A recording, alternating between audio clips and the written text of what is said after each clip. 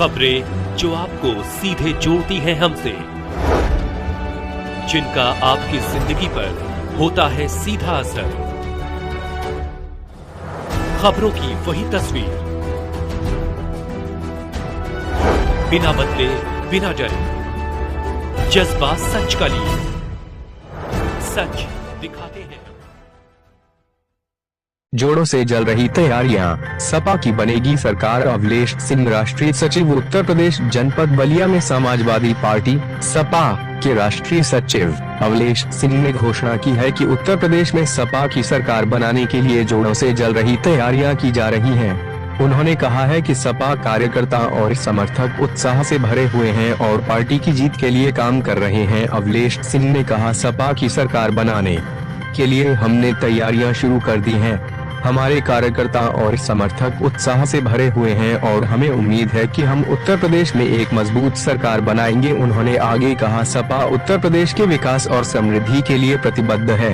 हमारी पार्टी ने हमेशा गरीबों, किसानों और युवाओं के हितों की रक्षा की है और हम आगे भी ऐसा करते रहेंगे। इस बयान से स्पष्ट है कि सपा उत्तर प्रदेश के आगामी विधानसभा चुनावों में एक मजबूत प्रतिद्वंदी के रूप में उभर रही है और पार्टी के नेता और कार्यकर्ता जीत के लिए काम कर रहे हैं। बलिया से सुरेंद्र कुमार गुप्ता की रिपोर्ट।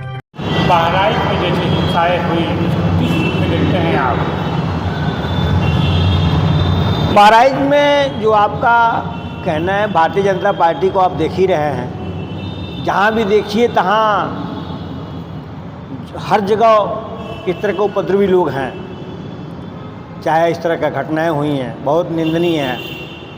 और जो कुछ हो रहा है बहराइच में आम जनमानस के लिए एक अच्छा नहीं है, संदेश अच्छा से नहीं है। आज का सुबह बहराइच में मुसलमानों को घर खाली कराकर बुलडोजर तोड़ने की प्लानिंग आज बन रही है, क्या कहेंगे? क्या सही है?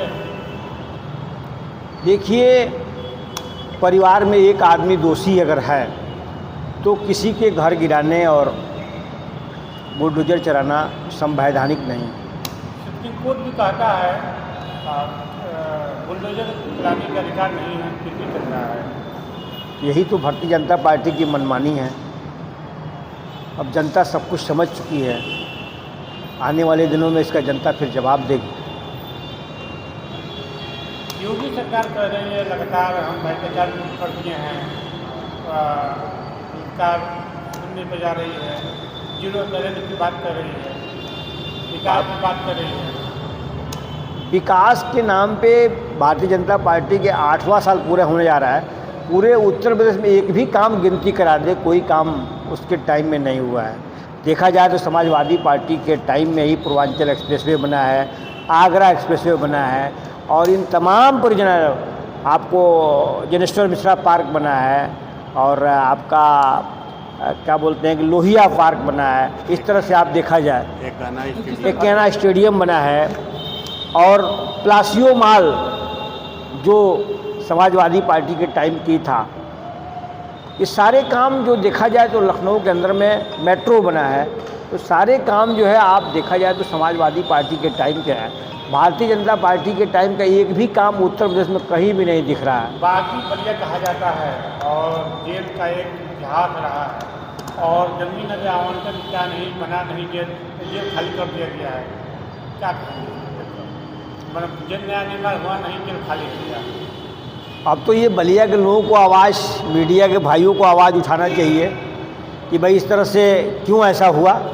अगर पहले देखा जाए तो जेल बन गया होता, उसके बाद यहाँ के लोगों को जेल के में जो कैदी थे उनको सुविधा मिलती, साथ साथ में तब उस जेल की जगह पे कुछ और निर्माण कराते। तो आप जैसा बता रहे हैं, निर्माण भी नहीं हो रहा और खाली भी करा दिया गया। दोनों बातें आपको दिख रही है। यही सब तो देखा जाएगा ना। भारतीय जनता पार्टी का अब जाने का टाइम आ चुका है, इसलिए जनता सब समझ चुकी है। आने वाले दिनों में बहुत बड़ा परिवर्तन उत्तर प्रदेश में होगा। समाज दो राज्यों में चुनाव को लेकर क्या कहेंगे आप? कहाँ के दो राज्य?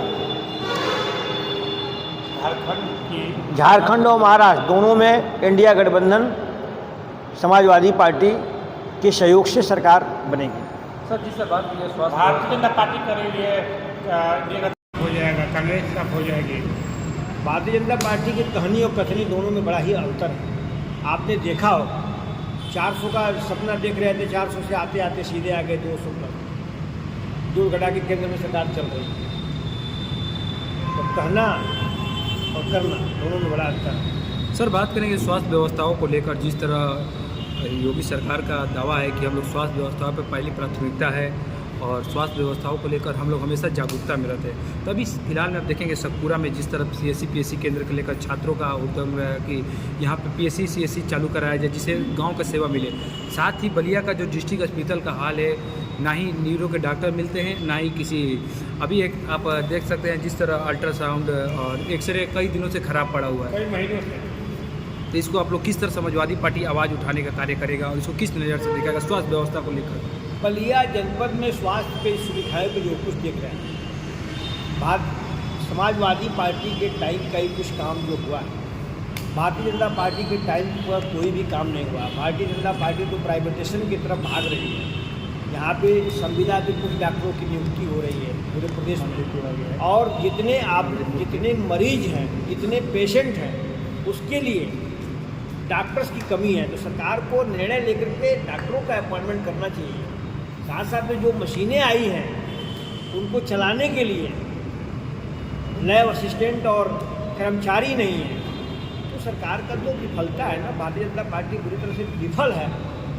लेकिन जनता 27 में बताएगी। लेकिन जिस तरह भारतीय जनता पार्टी कर रही है, गरीबों के लिए हम आवास दे रहे हैं, गरीबों के लिए शौचालय दे रहे हैं, गरीबों के लिए राशन कार्ड बनवा कर लोगों को मुफ्त राशन दे रहे हैं, ये सब कागज़ में देख रहे हैं।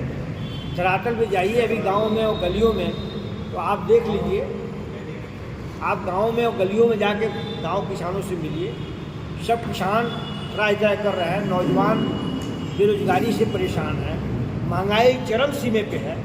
और भारतीय जनता पार्टी को तो आपने बताया मैंने एक कहानी और कथनी, मीडिया के भाइयों आप सब जानते हैं, दोनों में बड़ा अंतर है। तो क्या रहेगा सर आगामी जो चुनाव आ रहा है 2022 में, किस तरह समाजवादी पार्टी बलिया में अपने आप को खड़ा उतरने के लिए कार्य करेगी? किस तरह आप लोग डोर टू डोर लोगों से मिलेंगे? देखिए, अभी हम लोग पूरे उत्तर प्रदेश में अभी चुनाव जीतने के लिए और हरियाणा और महाराष्ट्र में हमारी पार्टी काम कर रही है। इसको पहले हम लोग जीतेंगे, उसके बाद 2027 में जनता हम लोग के साथ दे रही है।